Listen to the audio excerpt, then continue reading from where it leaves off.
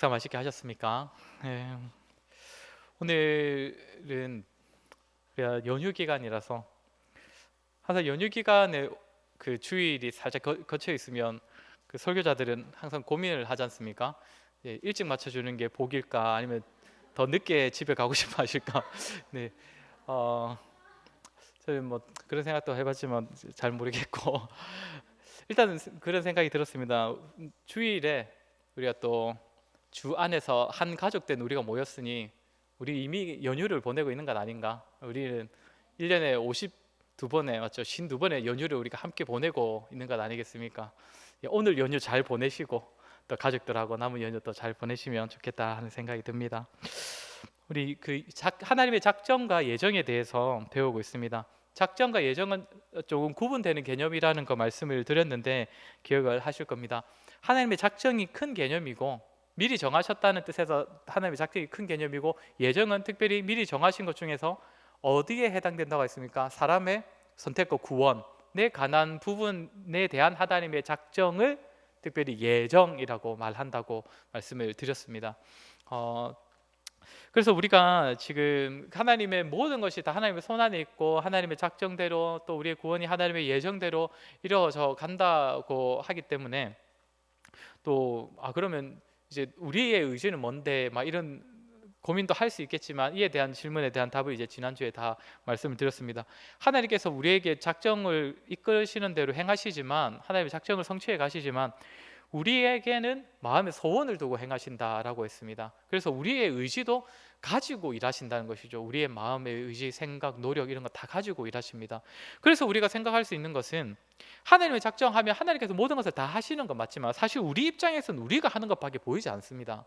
하나님께서 하시는구나, 하나님께서 다 하셨다는 것은 사실 지나고 나서 돌아보면서 고백할 수 있고 그에 대한 은혜를 찬양할 수 있는 것이고, 현재 우리가 살아감에 있어서는 사실 지금 이게 맞는 건지 뭐 오늘 오예배를 드려야 되는지 말아야 되는지 막 이런 거 선택하는 게 다 내가 하는 것처럼 보인다는 것이죠.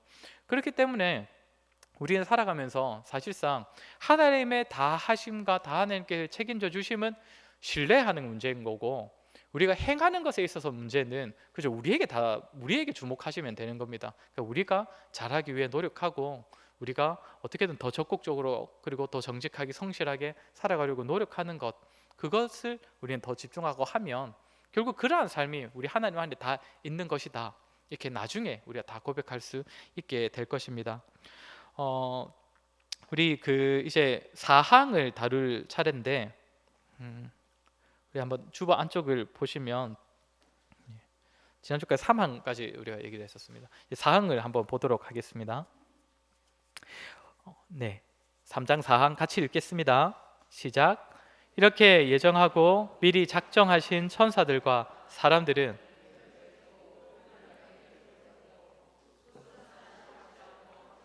음, 음. 앞서 우리가 하나님의 작정은 불변한다는 이야기를 배웠습니다. 하나님께서는 한번 정하신 것은 절대 바꾸지 않으신다. 그런데 이것은 사람의 구원, 그러니까 예정에 있어서도 동일하다라는 말을 하는 겁니다. 그러니까 하나님께서 한번 구원하시기로 오래전에 정하신 사람은 반드시 구원에 이르는 것이고, 하나님께서 안타깝지만 버리시기로, 유기하시기로 작정하신 자는 어떤 수를 쓰더라도 하나님께로 갈 수 없다는 겁니다. 뭐 어떤 수를 쓰지도 않겠죠, 그런 사람들은. 그런데 여기서 우리가 또 하나님의 작정 중에서 사람의 예정에서는 좀 특별한 점이 뭐가 있냐면, 사람을 불변하게 결정되었고 그 숫자는 확실하고 개별적으로 하나님께서 정하셨다, 이 부분입니다. 하나님께서 예정하시고 미리 작정하신 천사들과 사람들은 개별적으로 정하셨다는 것, 이게 이제 여기 사항에서 말하는 좀 특별한 점인데, 개별적이라는 말은 무엇이겠습니까? 하나님께서 사람을 정하고 사람을 이끌어 가시는 데 있어서는 공동체적인, 그러니까 단체로 뭐 어떻게 하는 그런 부분이 없다는 겁니다. 이 부분은 사실 오래전부터 가지고 있던 유대인들의 습성과 또 흔하게 등장하는 이단들의 특징을 이제 보면서 그에 대한 반박으로 적어 놓은 항인데, 유대인들이 어떤 생각을 가지고 있습니까? 유대인들은 구원의 조건이 무엇보다 혈통입니다. 유대인으로 일단 태어났으면 하나님의 선택을 받은 백성이라고 여기고, 유대인으로 태어났으면 일단 하나님께서 더 기뻐하시고 그리고 유대인들에게 특별하게 주셨던 하나님의 그 율법을 행하는 것을 굉장히 중요하게 여깁니다. 그들은 공동체적인, 그러니까 집단적인 구원을 주장한다는 것이죠. 유대인에게 속하느냐 못하느냐가 굉장히 중요하다는 것인데, 여기서 뭐라고 합니까? 개별적이다. 하나님의 선택과 구원은 그런 식으로 이루어지지 않고 무조건 개별적이다, 이 얘기를 강조하는 것입니다. 오늘날의 이단들도 때로는 그 집단적인 구원을 많이 말합니다. 지난주에 잠깐 언급했지만 신천지 같은 경우에는 14만 4천 명이 구원이라고 합니다. 일단 자기 집단 안에 속해 있는 14만 4천 명이 구원받는다라고 하지 않습니까? 그런데 성경은 절대 그렇게 가르치지 않는다는 것. 그러면 이제 우리가 하나 좀 그 염두하고 조금 경계해야 되는 부분이 있지 않습니까? 집단에 소속되었다고 구원받는 게 아니라면 사실 믿는 집안에 태어났다고 다 구원받는 게 아닐 수도 있다는 것이 조금 무서운 점이기도 한 겁니다. 사실 목사의 가정에 태어났다고 해서 저희 아들 두 명이 저 때문에 구원받는 건 아니지 않습니까? 무조건 개별적으로 하나님의 선택을 받고 구원을 받는 것이다. 그래서 이제 우리가 가정을 돌아볼 때에 어렸을 때부터 얘는 믿는 우리를 따라서 교회를 잘 다녔고 잘 자랐다, 그거 가지고 너무 안심하시면 안 된다는 것이죠. 물론 우리가 하나님의 작정을 다 알 수 없으니까 어떻게 될지는 모르지만, 제가 시작하면서도 말씀드렸지만 그 부분은 우리가 헤아릴 수 없는 부분입니다. 어떻게든 할 수 없는 부분이고, 다만 우리가 알 수 있는 부분, 우리가 할 수 있는 부분은 무엇입니까? 어떻게든 신앙으로 아이들을 잘 양육하는 것이죠. 우리의 자녀들을. 그리고 신앙으로 양육해야 할 우리의 자녀는 아이들만이 아닙니다. 이거 좀 기억을 하셔야 되는데, 사실 다 큰 어른이 지금 자녀이신 분이 여기 더 많이 계실 것 같은데, 신앙적으로는 아이인 사람들이 여전히 있지 않습니까? 우리의 자녀들 중에. 그런 부분도 우리가 조금은 돌아볼 수 있어야 한다는 것이죠. 절대 집단에 소속된 것이 우리를 구원하지는 못한다는 것 기억하시기 바라고, 네, 5항을 바로 가보도록 하겠습니다. 5항의 내용이 조금 길지만 우리 한번 같이 읽어보겠습니다. 이게 앞에서 하나님의 작정에 대해서 얘기하는 부분과 상당히 많이 겹치고, 그런데 특별히 인간의 예정에 대하여서는 좀 더 특별한 부분이 있다, 이렇게 되는데 5항을 같이 한번 읽어보겠습니다. 하나님께서는 생명을 얻도록 예정된 자들을 창세전에 자기의 영원하고 불변한 목적과 자기 은밀하신 계획과 선한 기쁘심을 따라 그리스도 안에서 영원한 영광에 이르도록 선택하셨고, 그들에게서 믿음이나 선행이나 인내 혹은 피조물 안에 있는 어떤 자질이나 조건도 자기를 움직이게 하는 원인으로 삼지 않으시고, 너그러운 은혜와 사랑만으로 하시되 자기의 영광스러운 은혜를 찬양하게 하셨다.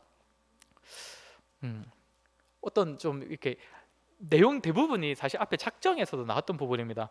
하나님께서 오래전에, 여기 장세전이라는 표현들 이제 아무래도 에베소서 표현에서 나온 것이겠죠. 장세전, 그러니까 영원 전에 작정하셨다고 했지 않습니까? 여기도 오래전에 작정하셨고, 또 하나님의 계획에 따라 예정하신다, 이 얘기를 합니다. 이것도 하나님의 작정에서도 다 얘기되었던 부분입니다.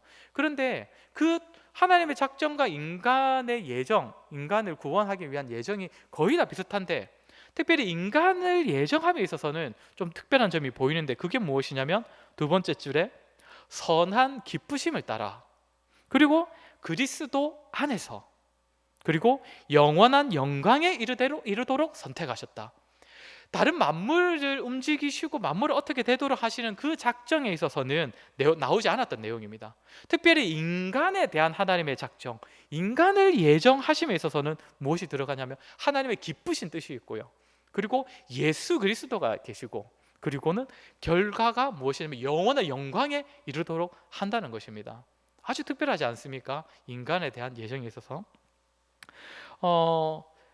우리 성경에 보면 사실 우리가 무엇을 한들, 너희가 무엇을 한들, 인간이 무엇을 한들 하나님께 기쁨이 되겠느냐, 뭐 하나님께 무슨 영향을 주겠느냐, 약간 이런 식으로 말하는 선지자들의 말도 있지만, 사람이 반드시 하나님께 기쁨이 된다는 식으로 말하는 구절들도 항상 존재를 합니다. 대표적인 것이 이사야 65장 18절인데 한번 띄워주시겠습니까? 이사야 65장 18절입니다. 한번 같이 읽겠습니다.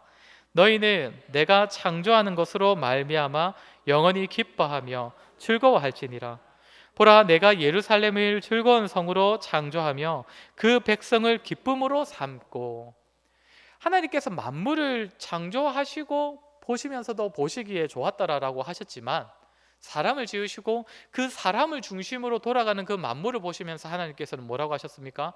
심히 좋았더라라고 하셨던 것처럼, 여기서도 동일하게 하나님께서 만물에 대한 작정은 그냥 자신의 계획 안에서 자기 주권에 따라 하신다라고만 증거하지만, 이 교리에서는 사람에 대한 예정은 특별히 하나님께서 기뻐하심의 뜻을 따라 하셨다라는 얘기를 하는 것이고, 또한 그리스도를 통하여서 그리스도 안에서 하셨다라고 합니다.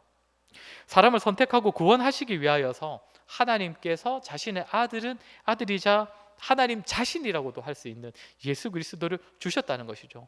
다른 만물에 대하여서는 그저 하나님의 뜻과 계획만을 가지고 다 작정하셨다면, 사람에 대한 예정, 그러니까 사람에 대한 작정이라고 할 수 있는 예정에 있어서는 하나님께서 친히 자신을 내어 주시면서 하신 것이 하나님의 예정이라는 겁니다. 그것을 그 예정에 따라 구원을 입는 자들이 저와 여러분인 것이죠. 그리고 뭐라고 합니까? 이로 인하여서 하나님께서는 우리를 영광에 이르도록 하신다라고 합니다. 그리고 또 이제 어떤 차이가 있냐면, 하나님의 작정과 인간의 예정에 대하여서는 어떤 차이가 있냐면, 밑에 가시면 밑에서 5항의 밑에서 두 번째 줄 오른쪽부터 읽으시면 될 것 같습니다. 너그러운 은혜와 사랑만으로 하시되 자기의 영광스러운 은혜를 찬양하게 하셨다. 하나님께서 작정하실 때도, 그러니까 모든 것을 모든 만물을 작정하심에 있어서도 하나님께서는 외부적인 영향을 받지 않으신다라고 했습니다. 누군가의 영향을 받지도 않고 다른 그 만물의 조건을 따지지도 않고 그렇게 하신다고 했습니다. 인간을 선택함에 있어서도 마찬가지입니다. 인간 내면에 있는 조건, 인간 외부에 있는 조건 아무것도 따지지 않고 선택하신다라고 하는데, 특별히 어떻게 하신다고 하냐면, 그런 조건 따지지 않고 은혜와 사랑으로 그렇게 우리를 예정하신다라고 합니다. 은혜와 사랑으로 조건 없이 베푸시는 그 은혜, 그리고 사랑, 이것이 우리를 구원하시는 하나님의 예정 방법이라는 것이죠. 예정해 가시는 거, 절대 조건을 따지지 아니하시고. 그런데 이렇게 하시는 이유가 무엇이라고 합니까? 영광스러운 은혜를 찬양하게 하시려고. 그러니까 만물에 대하여서는 하나님께서 작정하셔서 다 책임져 가시는 것을 다 동일하게 하시지만, 거기에 대해서는 기대하는 바가 없습니다. 사실상 물론 만물은 존재 자체가 하나님을 찬양한다라고도 하지만, 만물을 창조하시고 작정하시고 이끌어 가시는 데 있어서는 별로 기대하시고 요구하시는 것이 없는데, 특별히 하나님께서 작정하시는 인간에 대하여서는 요구하시는 것이 있는데, 그것은 무엇이냐면 찬양이라는 것이죠. 찬양. 그런데 특별히 어떤 찬양입니까? 하나님의 은혜를 아는 자의 찬양이라는 것입니다. 하나님께서 우리를 예정하시는 데 있어서 사랑과 은혜로서 우리를 선택하시고 구원하시기 때문에 그것을 알고 하나님을 찬양하라는 것이죠. 이것이 인간에게만 해당되는 하나님의 작정이라는 겁니다. 그러니까 저와 여러분이 하나님을 찬양함에 있어서는 무엇이 필요하겠습니까? 물론 우리가 평소에 살아가면서 뭔가 기쁜 일이 있을 때 하나님 찬양할 수도 있고, 슬픈 일이 있을 때도 하나님께 찬양할 수도 있지만, 정말 하나님께서 우리에게 요구하시는 찬양은 무엇이겠습니까? 은혜를 아는 찬양입니다. 은혜, 하나님께 받은 은혜를 아는 그 은혜로 인하여서 드리는 찬양입니다. 사람이 사람을 찬양하는 경우도 있습니다. 그렇지 않습니까? 특별히 옛날에는 백성들이 왕을 찬양했지 않습니까? 만세 만만세 막 하는 그런 말들이 결국 다 그 자기 임금을 찬양하는 말이지 않습니까? 그런데 그 찬양은 진정한 찬양일 수가 없습니다. 왜 그렇습니까? 그 임금은 사람들에게 조건을 내겁니다. 너희가 나한테 세금을 바쳐야, 너희가 나에게 충성을 해야 나는 너희를 다스릴 것이고 난 너희를 통치할 것이다. 그리고 통치를 잘하는 왕에게 백성들이 이제 찬양을 하는 것인데, 그래 해도 진정한 찬양이라 할 수 없는 것은, 왜냐하면 조건을 제시하기 때문입니다. 그런데 하나님께서 우리를 구원하시기 위하여서 우리를 예정함에 있어서는 조건을 보시는 것이 아니라 다만 은혜와 사랑으로 우리를 구원하신다라고 합니다. 그 은혜와 사랑, 나에게 있는 거 아무것도 따지지 않고 오직 은혜와 사랑만으로 우리를 구원하셨기 때문에, 그런 우리에게 요구하시는 찬양은 어떤 찬양이겠습니까? 진정한 찬양인 것이죠. 정말 하나님의 은혜와 그 사랑에 대하여서 찬양하는 것. 나에게 있는 것 아무것도 없지만, 내가 보여줄 것 아무것도 없지만, 드릴 거라고는 정말 아무것도 없지만, 하나님께서 그런 나를 사랑하셔서 은혜를 베푸셔서 구원했다는 그 사실로 인하여서 나오는 찬양으로 하나님을 찬양하기를 원하신다는 겁니다. 그러니 우리가 진정한 찬양을 하나님께 드리기 위해서는 계속적으로 받은 은혜를 기억하고 되새기고 묵상할 필요가 있는 것입니다. 하나님께서 나를 믿도록 부르셨을 때 그 순간에만 감격하여서 구원으로 인하여 찬양하는 것이 아니라 하나님 그 구원이 얼마나 값진 것인지 귀한 것인지를 날마다 되새기고 살아가면서 그렇게 하나님을 찬양할 때에 우리 입술에는 진정한 찬양이 있을 것이고 그 찬양을 하나님께서 요구하시고 기뻐하신다는 겁니다.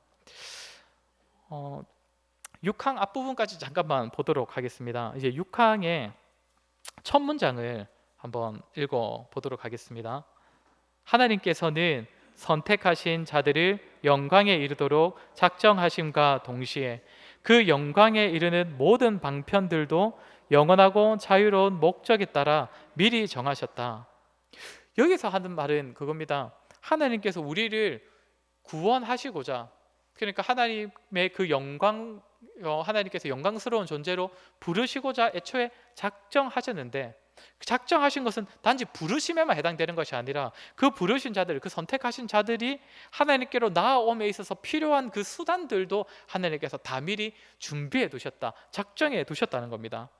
여기서 말하는 방편이라는 것은 말씀, 기도 이런 방편들을 의미하는 것이 아니라 하나님께서 택하신 우리를 구원의 길로 이끌어 가시는 과정 중에서 일어나는 단계라고도 할 수 있고, 우리 신앙의 선배들은 이제 구원의 서정이라고도 많이 표현을 했었는데, 우리는 보통 구원이라고 하면 하나님께서 우리를 죄에서 건지셔서 천국으로 인도하시는 것, 지옥이 아니라 천국으로 인도하시는 것이다, 이렇게 하시는 것이다, 이렇게 많이 간단하게 생각하지만, 물론 그 내용은 구원에 있어서 핵심은 잘 담고 있는 표현입니다. 우리를 죄에서 건지셔서 천국에 가게 하는 것. 하지만 성경에서는 우리의 구원에 있어서 훨씬 더 풍성하게 설명을 합니다. 구원받은 자의 삶에 대하여서, 그리고 구원받은 자의 이 땅에서의 삶과 미래의 삶도 다 포함하는 것이 구원이라고 하는데, 그 단계들을 다 하나님께서 미리 다 우리를 위해 다 작정해 두셨다는 것입니다. 그러니까 첫 문장만 보시면, 먼저 이제 그 두 번째 문장부터 나오는 것은 이제 다 단계들에 대한 얘기들이고 그 과정들에 대한 이야기고, 첫 번째는 하나님께서 선택하신 자들을 영광에 이르도록 작정하신과 동시에 그 영광에 이르는 모든 방편들도 미리 정하셨다. 하나님께서 우리 선택하신 자들을 천국에 이르도록이라고 하지 않고 그냥 구원하려고 선택하셨다 이렇게도 안 하고 뭐라고 표현합니까? 영광에 이르도록 선택하셨다라는 표현을 사용하고 있습니다. 사실 이 표현 여기서 처음 사용된 거 아닙니다. 앞에서도 보면 하나님께서는 불변하신 목적으로 우리를 영광에 이르도록 선택하셨다라고 하고, 그러니까 사실상 우리의 구원과 우리가 천국 이르는 이 모든 것들은 하나님의 영광에 이르는 것의 일부입니다. 결국 우리에게 가장 큰 개념은 뭐냐면 하나님께서 택하신 우리를 영광의 자리로 인도하시는 것이 가장 큰 개념인 것이죠. 구원도 우리를 구원에 이르도록 하심으로써 우리를 영광스럽게 하는 것이다, 이런 개념으로 보시면 되는데, 그럼 우리가 영광스럽게 된다는 개념이 어떤 의미겠습니까? 성경에서 혹시 우리가 영광스럽게 되는 것은 이런 것이다라고 설명하는 부분이 있습니까? 있는데 사실 모호합니다. 잘 없습니다. 그러니까 우리가 딱 번뜩 떠오를 만한 개념이 잘 없지 않습니까? 왜 그럴까요? 물론 이것은 이제 신학자들의 추측일 뿐이지만, 그 하나님께서 예정하신 우리의 영광스러움은 우리 인간의 말로 다 표현할 수 없기 때문입니다. 우리가 다 이해할 수 없는 개념으로 우리가 영광스럽게 될 것이라는 것이죠. 우리가 상상하는 그 어떤 좋은 모습보다, 그 좋은 환경보다 훨씬 뛰어넘는 좋은 것이 하나님께서 우리를 위해 예비하신 영광스러운 자리이기 때문에, 사실상 성경이 나름대로 표현한다고 표현하지만, 우리가 이해한다고 이해하지만 다 이해할 수 없고 받아들일 수 없는 것, 그 좋은 자리로 하나님께서 우리를 이끄시기 위하여서 우리를 선택하시고 구원하시고 천국에 가게 하신다는 겁니다. 그게 다 포함되어 있는 것입니다. 그 영광스러움에. 이래서 이제 그러면 이 영광은 사실 성경에서는 우리가 흔히 교리로는 영화의 단계라고 이야기하는데, 그것은 이제 최종적인 단계인 거고, 이제 과거의 개념과 현재의 개념에 대한 단계들을 설명하는 것이 3장 6항의 이제 나머지 부분입니다. 이 부분은 이제 다음 주에 대화 다루도록 하겠습니다. 어쨌든 오늘 내용 중에서 꼭 기억할 것은, 어쨌든 하나님께서는 우리 인간을 작정함에 있어서는 좀 더 특별하셨다는 것, 좀 더 특별하셨는 정도가 아니라 아주 특별하십니다. 왜 이렇게 말을 할 수 있냐면, 이게 8항까지가 있는데 3장이 하나님의 영원하신 작정에 대한 내용이 8항까지 있는데, 여기 보면 2항까지가 작정에 대해서 전체적인 개념에서 이야기하고 3항부터는 계속적으로 뭘 얘기하냐면 인간의 예정에 대해서 이야기를 합니다. 그러니까 인간만을 위한 작정, 그 예정에 관해서 훨씬 더 많은 말을 하고 있다는 것인데, 이게 어떤 의미냐면 성경에서도 그렇다는 겁니다. 성경도 하나님께서 모든 걸 다 정해놓으셨다라고 하는 그 하나님의 작정보다 오히려 그보다 더 좁은 개념이지만 인간을 구원하시기 위해 하나님께서 예정하셨다는 말을 훨씬 더 많이 사용하고 인간의 그 예정에 대해 훨씬 풍성하게 얘기를 하고 있습니다. 그만큼 하나님의 작정 안에 있어서 인간의 예정은 아주 중요하고 핵심적인 그런 내용이라는 겁니다. 왜 그랬다고 했습니까? 하나님은 우리를 향하여서 사랑과 은혜를 베푸셨고, 특별히 인간을 이렇게 하나님께서는 찬양받기를 원하시는 그 하나님의 기대와 그 뜻도 있기 때문에 인간을 향한 예정은 하나님께도 아주 특별한 것이라는 것, 그런 특별한 예정을 받은 자가 저와 여러분이라는 것, 그 사실 꼭 기억하시고 하나님의 은혜를 날마다 되새기며 하나님의 은혜를 찬양하는 저와 여러분 되기를 주의 이름으로 간절히 소원합니다. 함께 찬양하겠습니다.